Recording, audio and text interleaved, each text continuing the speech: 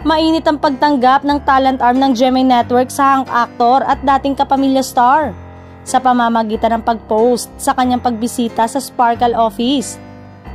The latest office visitor is also the newest addition to the Sparkle family. Welcome, Aaron Villena, ayon sa caption. Nagpasalamat naman ito sa mainit umanong pagtanggap ng GMA Network. Na sa lahat, thank you Lord for opening new doors for me. Ito ay isang mahabang paglalakbay. Dumaan ako sa buong proseso hanggang sa nakilala ko ang lahat ng panel.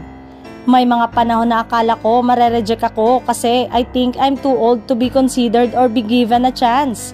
Nagpahayag din siya ng pasasalamat sa ilang kapuso boss tulad ni GMA Senior Vice President for Programming, Talent Management Worldwide at Support Group Attorney Annette Gozon Valdez, Sparkle GMA Artist Center Vice President Joy Marcelo at Sparkle Consultant Johnny Manahan o GM sa paniniwala sa kanya. At sa wakas, dumating na ang araw, it's official, parte na ako ng Sparkle GMA Artist Center. Sa paniniwala at pagtitiwala sa aking craft, of course, to my new manager.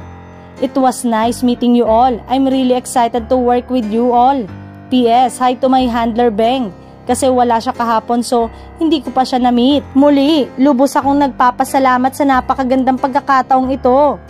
Nagsimula ang kanyang karera bilang kapamilya sa variety show ng ABS-CBN na Magandang Tanghali Bayan sa pamamagitan ng TV Idol Yorda Pares.